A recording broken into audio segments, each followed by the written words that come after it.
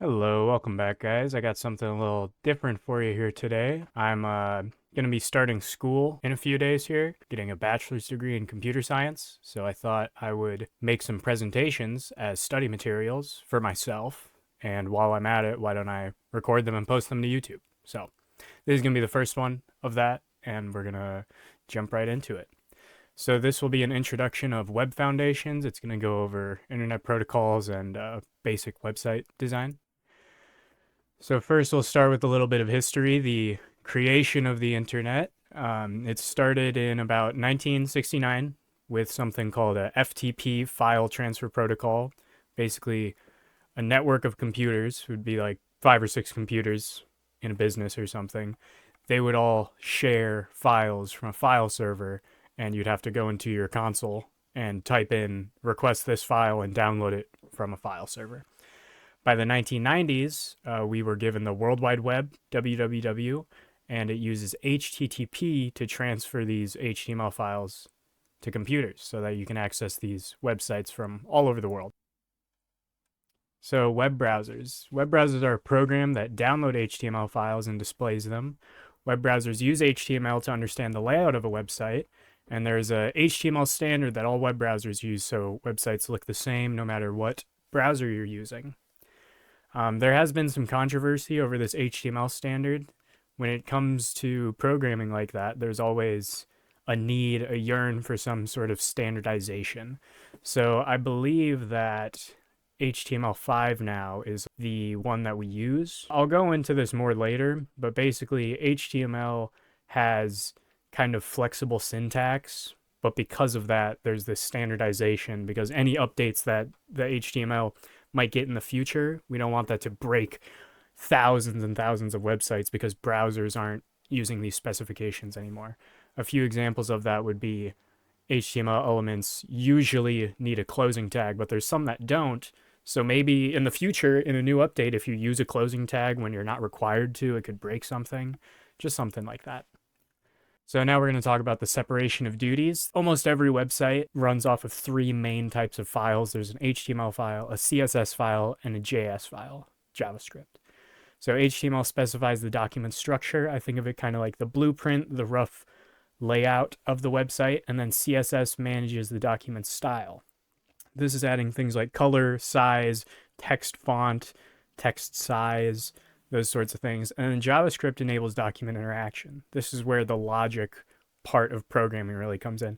JS is the most like a programming language out of all 3 of these. While you can do some stuff with CSS by the way of logic, there's selectors and stuff like that, JavaScript by far resembles a programming language the most out of these 3. Let's go to the next slide. All right, we're going to talk about IP addresses. This is a very brief overview of IPs. Basically, computers communicate over the web by sending packets. These packets contain information, notably 2 IPs, a receiver and a sender. And so if I type in google.com, Google's going to get a packet with my IP as the sender, and the receiver would be the target IP, that google.com. So traditionally, IPv4 has been used. It has 32 bits, 4 8-bit groups called octets, and there's an example of an IP. In newer years, there's something called IPv6 that runs off of hexadecimal. It includes millions, billions, trillions of IPs, quadrillions. Literally so many IPs we'd never run out. Yeah, where IPv4 deals more with binary, IPv6 is going to deal with hexadecimal. Let's go to the next slide here. So now we're going to talk about DNS and domain names. So DNS stands for domain name server. It receives a packet from your computer with the domain name as data, and the DNS server retrieves the IP from its database and sends you the IP. So let's go back to that google.com example. If I type in google.com in my web browser, that request gets sent to a DNS server, and that DNS server has a table of all these domain names and the IP that matches up with them. This way, you don't have to memorize IP numbers, and you can just memorize a domain name like google.com, amazon.com, wikipedia.org. Once that DNS server locates the IP that's connected to the domain name you typed in, it then sends a packet back to you with the data encoded as that IP that it found. And at that point, now you can go to the google.com that you were trying to go to. So this happens in a fraction of a second. You make a request, gets sent to a DNS server, it searches, it comes back to you, now you go to Google. Next, we're going to talk about HTTP. Stands for Hypertext Transfer Protocol, and it functions with requests and responses. This is similar to the packet where you can, see all the data that's being transferred across. There are some tools that you can dissect these packets. There's one called Wireshark that's pretty cool. So a request contains a start line, which contains the request type, the path, and the HTTP version. It also includes a header, which contains the target host name and a browser identifier.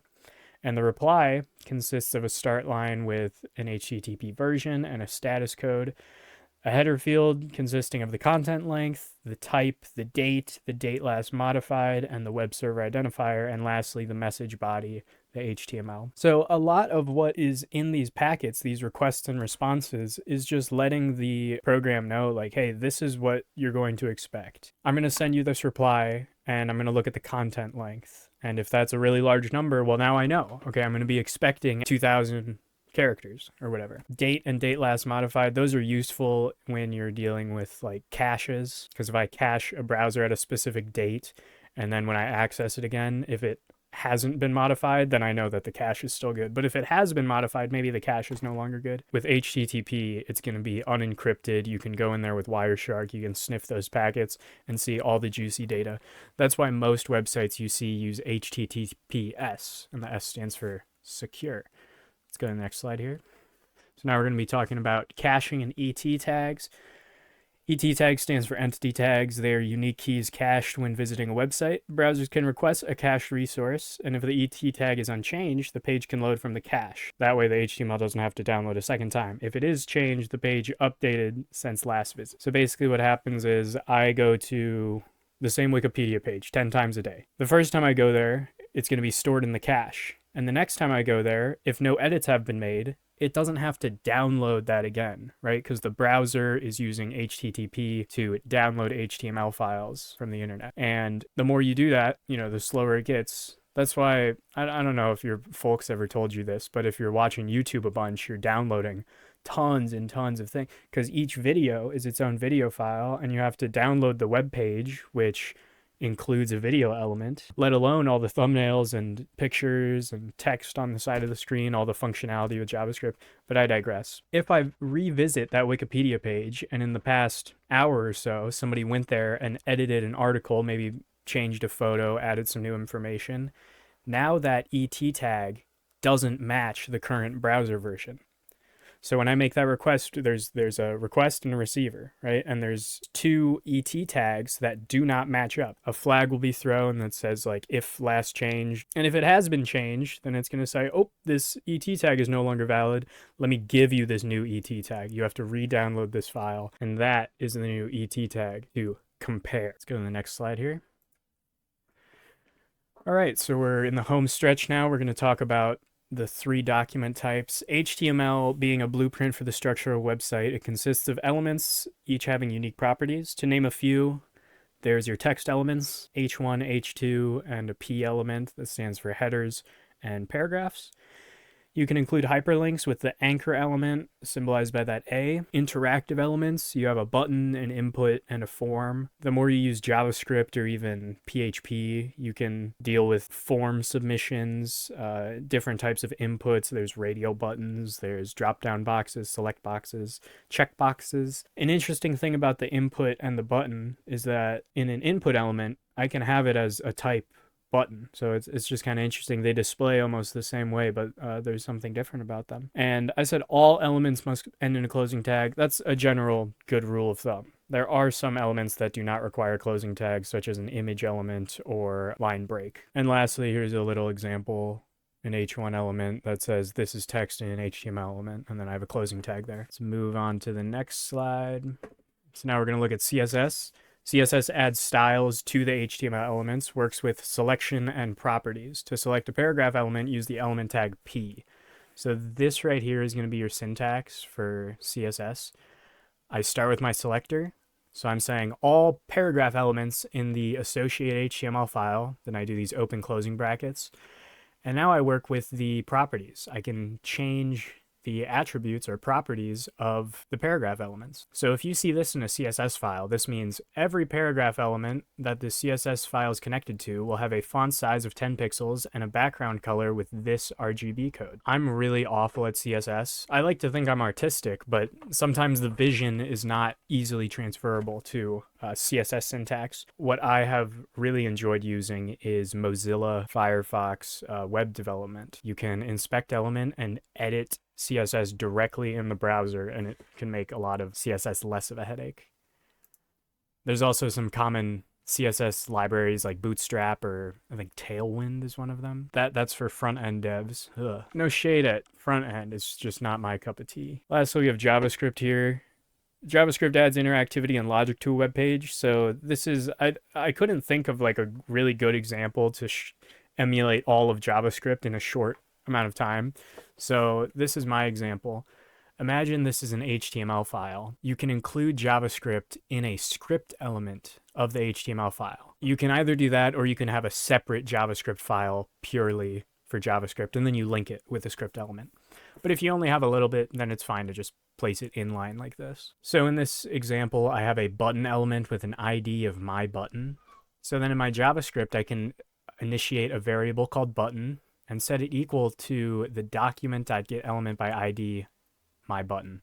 So what I'm doing here is I'm selecting the document object, which is the entire HTML, and then I can call the method .getElementById and specify an ID that is in my HTML. And lastly, I can do button.addEventListener click, and then create a function on the click, and it will bring up an alert box that says you clicked a button. So here, the button is a document object. It's not the DOM. DOM stands for document object model. The button is a child element of my HTML document, and these child elements have these methods where I can add an event listener. So I can click on a button, I can click on the background of my page, I can click on anything. This add event listener has a bunch of options. It doesn't just have to be click, and then I can create an associated function with the click. So that is going to be the end of this very, very brief overview of web foundations. But if you guys enjoy this type of content, please let me know. I'm going to be doing a lot more of this as school starts. It's mainly for me, for my own review, so I can go back and see how I explained it to myself, how I understood it once. But if you guys can get something from it, then it's a 2-for-1. 2-for-1 special. Thanks for watching, guys, and leave a comment down below. Tell me how you liked it. Peace.